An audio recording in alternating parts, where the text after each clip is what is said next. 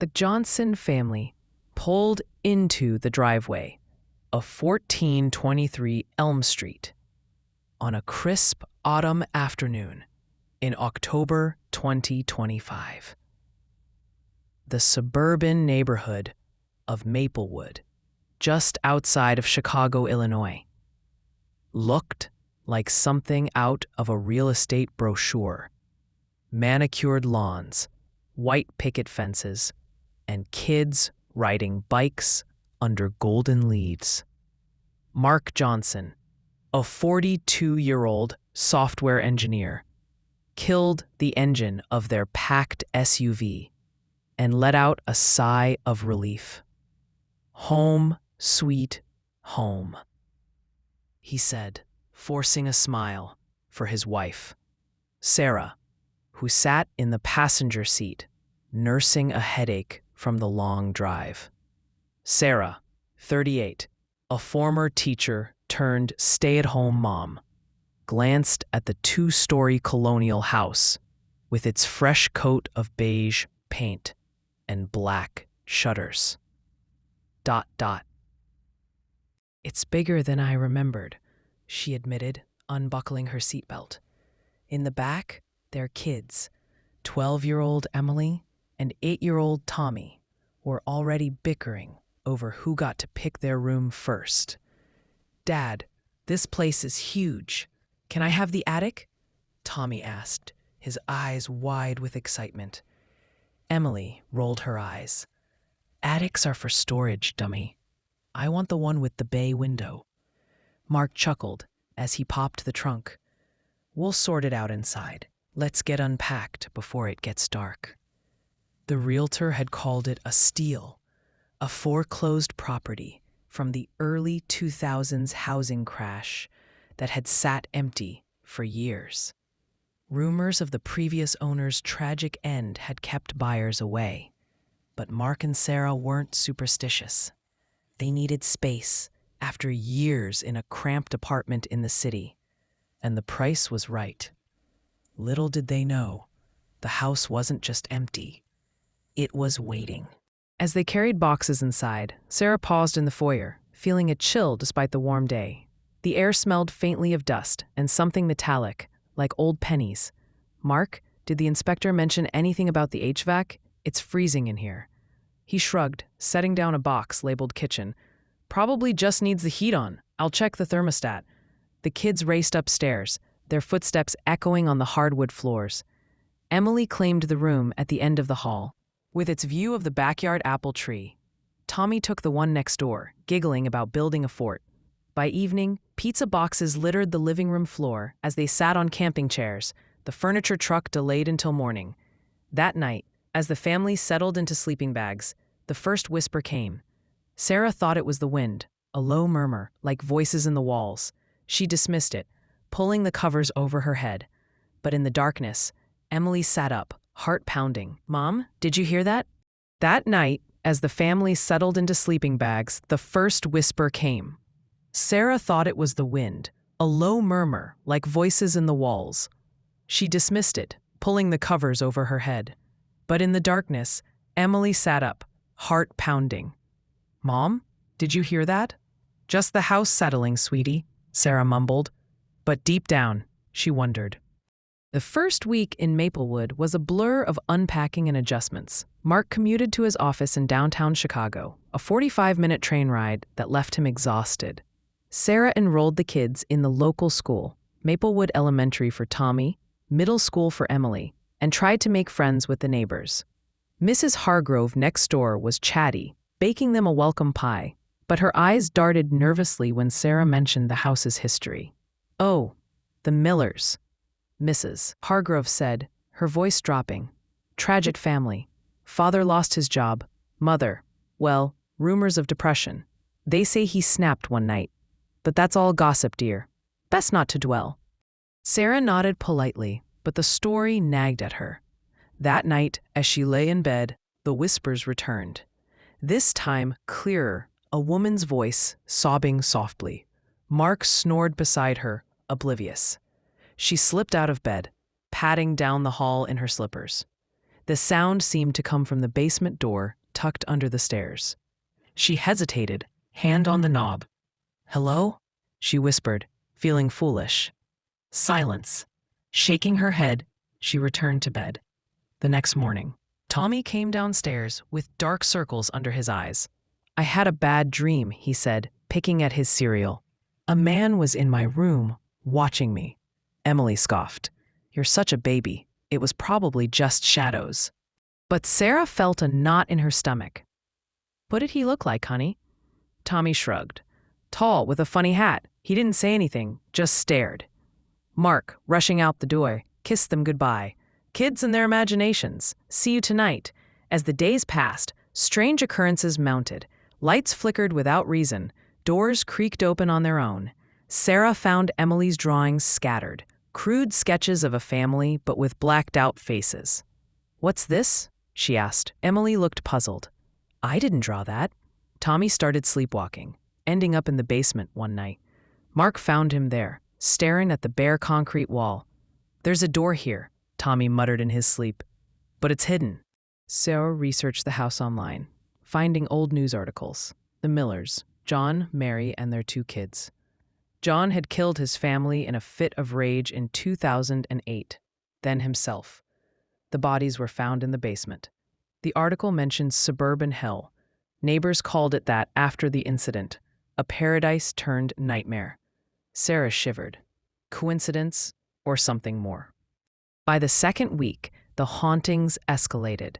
Mark dismissed it as stress, but even he couldn't ignore the cold spots in the house. Patches of air so frigid they fogged your breath. One evening, as he worked late in the home office, his computer screen glitched, displaying static. Then words appeared, "Get out." He blinked and it was gone. "Must be a virus," he muttered, running a scan. Sarah confided in a local librarian, Mrs. Patel, who pointed her to town records. "The land here was a farm in the 1800s, Mrs. Patel said, owned by the Hargrove family. Wait, like your neighbor? Anyway, there was a fire in 1892. The farmer, Elias Hargrove, lost his wife and children.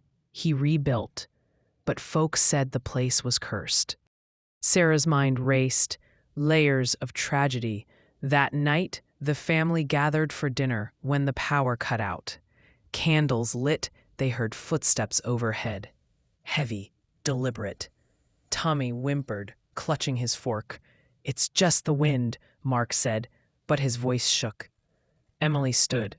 "I'm checking." "No," Sarah grabbed her arm. But Emily pulled away, creeping upstairs. In her room, the bay window was open, curtains billowing. On her bed lay an old doll, porcelain face cracked, dress yellowed with age. "Mom," she screamed. They found her trembling. The doll wasn't theirs.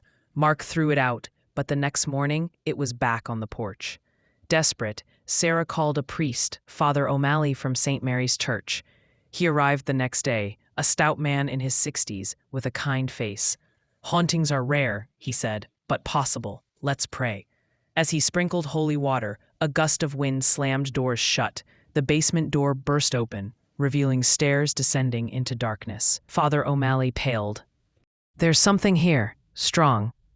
He performed a blessing, but as he left, he whispered to Sarah, "If it worsens, call a medium.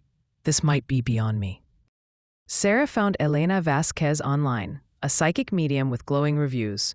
Elena arrived a week later, a woman in her 50s with dark hair and piercing eyes. She toured the house, her face growing grave. "Multiple spirits," she said. "The Millers are recent, but there's older energy. Elias Hargrove, he's the anchor. His grief binds them." Mark skeptically crossed his arms. "So what do we do?"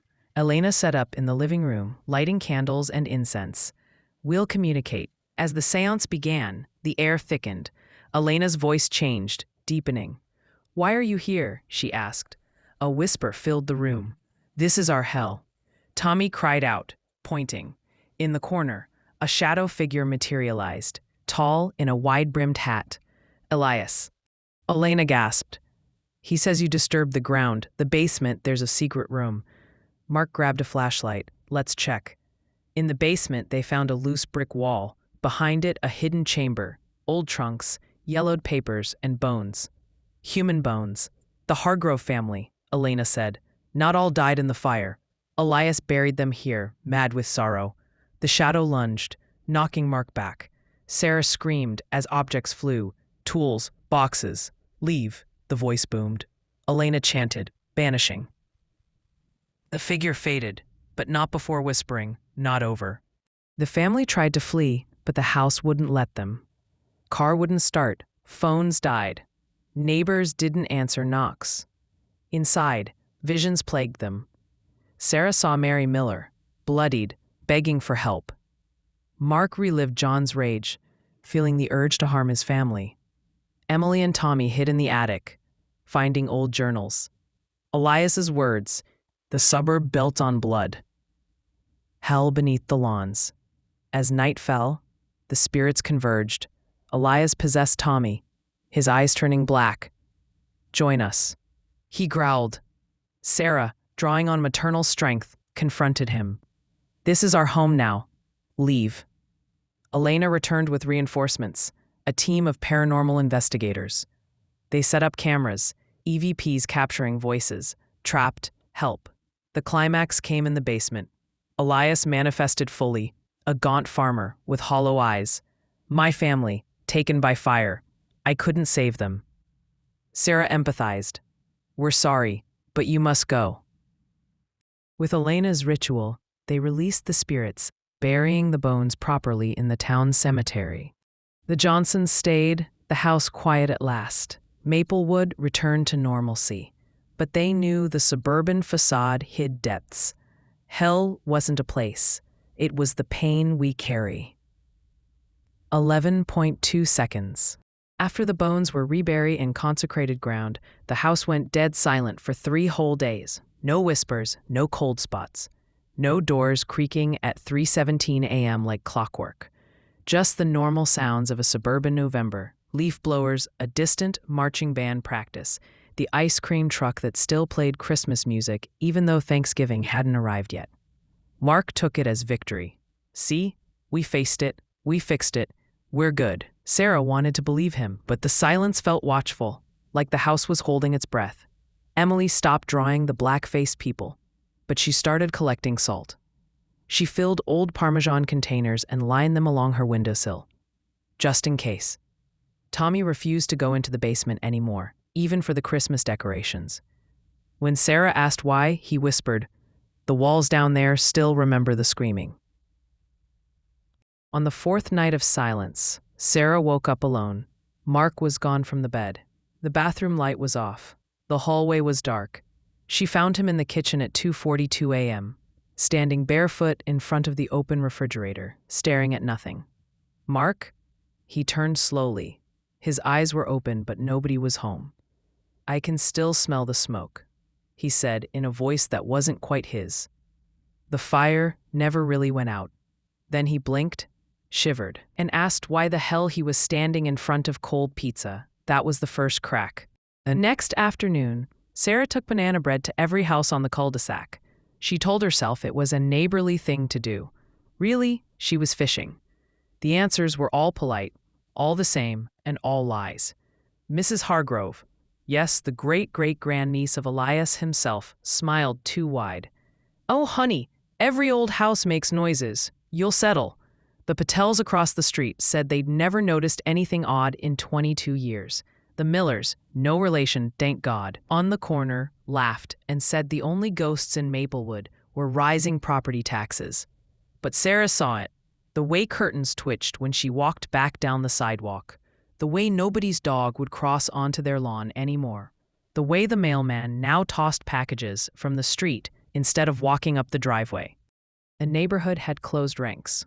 They'd lived with the secret of 1423 Elm for generations, and they weren't about to let some city transplants ruin the resale values. That night, Sarah found a plain white envelope slid under the front door. No stamp, no address. Inside was a single Polaroid, the Johnson family sleeping in their beds, taken from inside the house. On the back, in red marker, "We tried to warn you." Mark, desperate to prove the house was fine, decided they needed a finished basement, new drywall, recessed lights, a man cave with a 75-inch TV. He hired a local contractor, Dave & Sons, who showed up with 3 guys that looked like they'd been pulled off a cornfield. They jackhammered the old concrete floor to run new plumbing. On the 3rd day, one of the sons screamed so loud the neighbors called the cops. Under the original slab, they found another slab. And under that, a root cellar no county record had ever admitted existed. Flagstone walls, iron ring in the floor. When they pulled the ring, the smell that rolled out made all 4 men vomit in the yard. Inside were children's shoes, dozens of them, 1800s button-ups, rotting leather, arranged in perfect circles. In the center, a small skeleton curled like a comma, still wearing a charred pinafore. Elena Vasquez came back without being called. She took one look and started crying. "This isn't Elias's family," she said. "These are the ones he blamed. The townspeople who wouldn't help when the fire started. He lured their kids here afterward, said the ones nobody ever found." Mark laughed too loud. "That's insane. That's horror movie bullshit." But his hands were shaking so hard, he dropped the flashlight. Friday, December 5th. Emily was supposed to be at basketball practice until 5. At 4:47 p.m., Sarah's phone buzzed with a text from Emily's number. "Come get me, I'm scared." Sarah raced to the school. Emily wasn't there. Coach said she'd never shown up. At 4:59 p.m., Emily walked out of the coat closet in the foyer, crying hysterically. She had grass in her hair and mud on her sneakers. "I was in the backyard," she sobbed. "I don't know how I got in the closet." The backyard was covered in 3 inches of fresh snow. There were no footprints. That night, Emily drew a new picture. Herself standing in the hidden root cellar, holding hands with a little girl in a burned dress. December 12th. Biggest snowstorm Chicago had seen in 6 years. Power lines down. Roads closed. The whole suburb locked in white. At 11:11 p.m., every clock in the house stopped. Then the walls started expanding and contracting like lungs. You could feel it in your teeth, the pressure dropping, then rising. The thermostat read 72, but frost formed on the inside of the windows. Tommy came downstairs dragging his blanket. "Mommy, the house is eating." Sarah and Mark met Elena in the living room with every light in the house blazing. "It's not Elias anymore," Elena said. "It never was just Elias. The land itself is starving. Every tragedy here fed it. The fire, the Millers, all of it. And now it wants a complete set." Mark, for the first time, looked defeated. A complete set of what? Elena looked at each of them. Father, mother, daughter, son. A family. Forever. At 2:00 a.m., the temperature plummeted to -30 inside the house. The front door locked itself. Windows frosted solid. Elias appeared, not as a shadow this time, but solid. A tall man in a soot-stained farmer's coat, face half melted, carrying an axe that dripped liquid fire. He spoke with a dozen voices at once. "Stay," the voices said. "Be my family again, and the pain stops. The children play forever. No old age, no sickness, no leaving." Sarah stepped forward. "And if we say no?" The axe rose. "Then I take what's mine anyway." Mark grabbed the fire poker. Emily clutched a container of salt like a grenade. Tommy just stared, thumb in mouth, 4 years old again. Sarah looked at her family, then at Elias. She smiled, the first real smile in months. "You know what your problem is, Elias? You think tragedy is the only suffering, but a family is more than its worst moment." She turned to her kids. "Em, salt circle. Tommy, hold Daddy's hand. To Mark, we're leaving. Not the house. This town. Tonight." Elias roared. The walls bled. The floorboards rippled like water. But Sarah walked straight up to the ghost, looked him dead in his ruined eyes, and said, "You had your family. You lost them. That sucks. But you don't get mine." She spat in his face. The scream that followed shattered every window in the house. They ran into the storm wearing only pajamas and winter coats. The SUV wouldn't start. Battery drained, dead. But the garage door flew open on its own. They made it 3 houses down before Mrs. Hargrove stepped into the street holding a shotgun. "You can't leave," she said calmly. "The land won't allow it." Behind her, every porch light on the block turned on. Neighbors stood silhouetted, silent, holding gardening tools, baseball bats, kitchen knives. Sarah floored it anyway. The engine coughed, caught, roared. She plowed through the mob like a snowplow through drifts. In the rearview mirror, she saw the entire neighborhood running after them. Dozens of people, barefoot in the snow, mouths open in silent screams. They hit the highway doing 90. The storm raged, but nothing followed past the Maplewood sign. The Johnsons live in Oregon now, in a boring beige apartment with no basement and no history. Mark writes code for a gaming company. Sarah teaches 3rd grade. Emily is 17, point guard on her varsity team, still keeps a shaker of salt in her gym bag. Tommy, 13, wants to be a paranormal investigator when he grows up. So I can help the next family. 1423 Elm Street is still for sale. The listing photos are beautiful. Fresh paint, granite counters, staged furniture. Price reduced 6 times. Sometimes, late at night, the realtor's lockbox records that someone has entered the house. The security cameras show an empty foyer. But if you look very closely at the listing photos, in the reflection of the bay window, you can see them. A family of 4, smiling, waiting, just beneath the surface of the American dream, in the perfect suburbs. Hell still has vacancies, and it keeps the lights on for you. Word count this section adds 2,800.